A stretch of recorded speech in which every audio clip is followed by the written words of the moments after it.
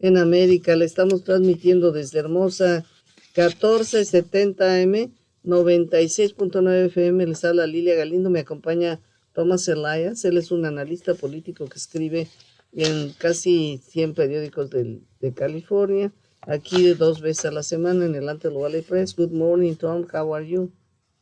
I'm pretty good. Good morning, Lily. I hope you're well.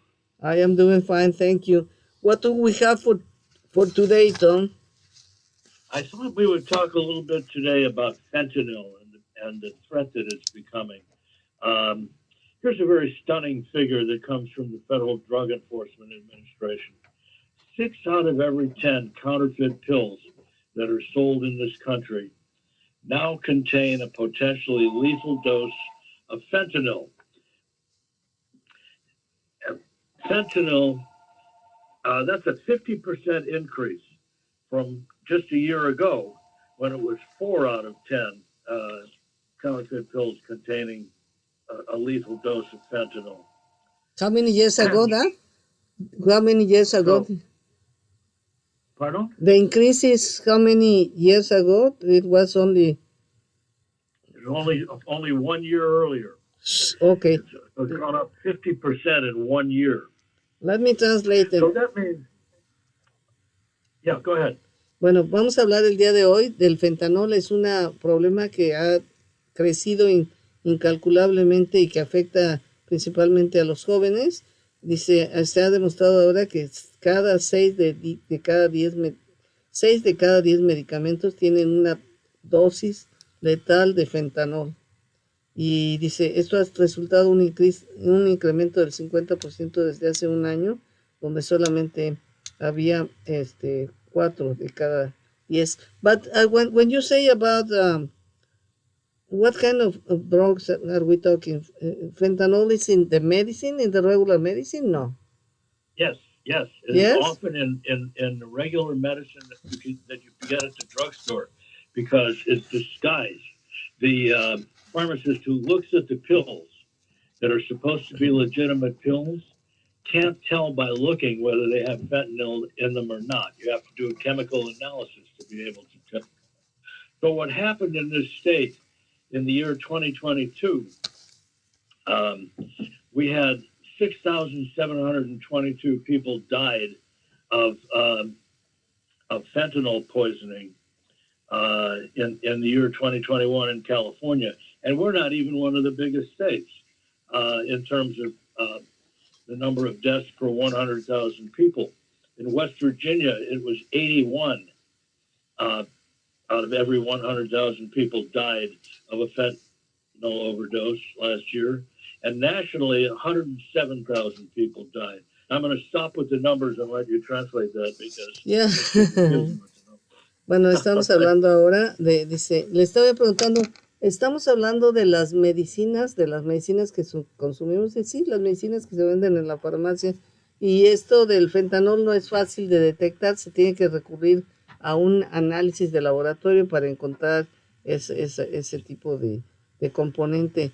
Dice, pero fíjense, en California hubo en el año 2021 6,720 personas que murieron por envenenamiento de fentanol.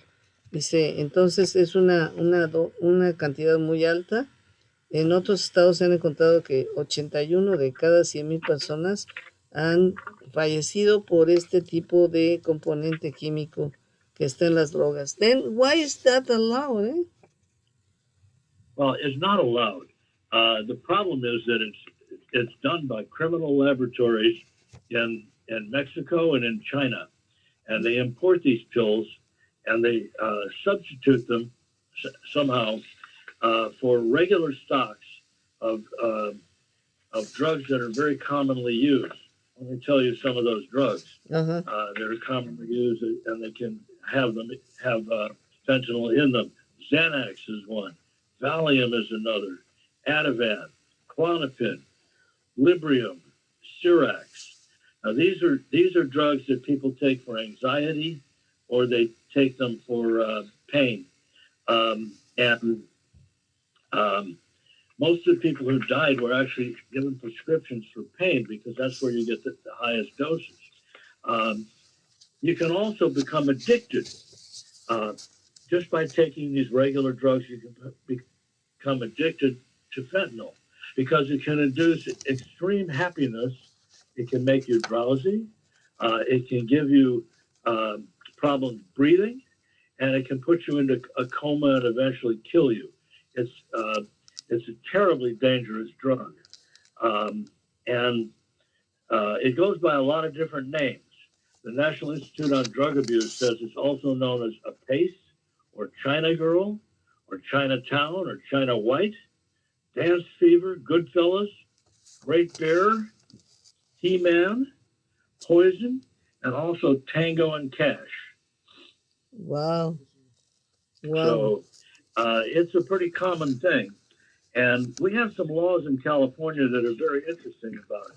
If you take a high dose of any of the drugs that I mentioned, there's a California law that was signed in 2017 by Jerry Brown when he was governor that says you have to be offered a prescription by the pharmacist of something called Naxalone, which is the antidote to fentanyl. In other words, if you start to experience symptoms from the fentanyl that might be in these drugs and you don't know it's there, and the pharmacist doesn't know it's there, you can take this nasal spray, Naxalone, and it gets rid of these symptoms very quickly. But you have to be willing to get that extra prescription. Not very expensive, but a lot of people don't get it, and a lot of people die, and that's not a good thing. Bueno, le estaba yo preguntando cómo es que entonces el gobierno permite que estas drogas, fentanol venga incluido en medicamentos que consumimos normalmente.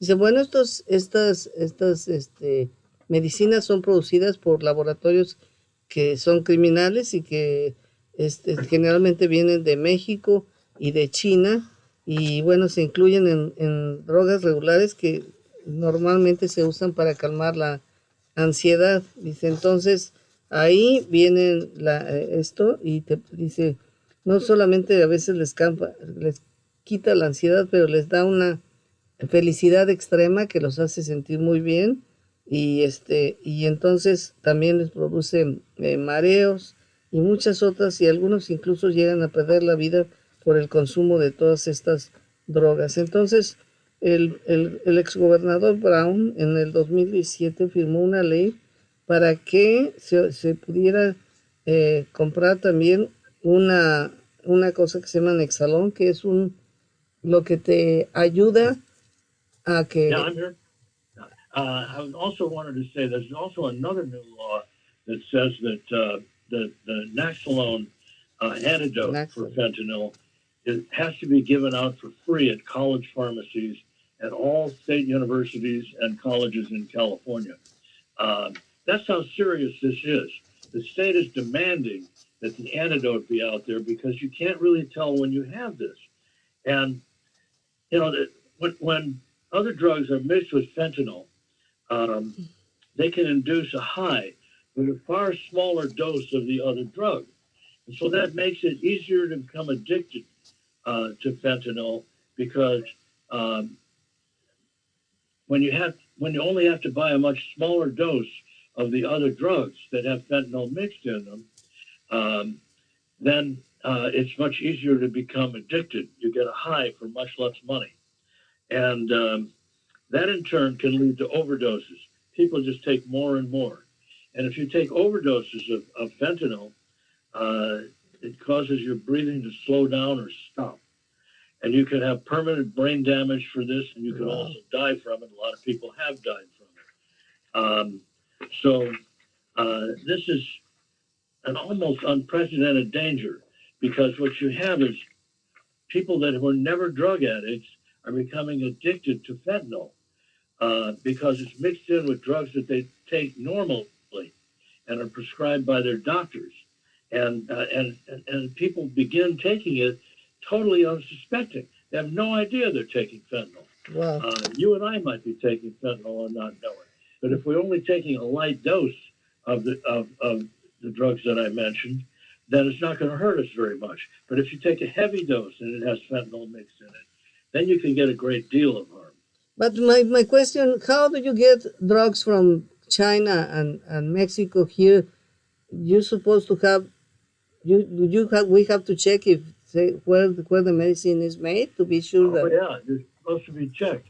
But the stocks of medicine are checked, and then someone that's paid by the smugglers will Oh. sneak these other pills into the stock of drugs after they're tested.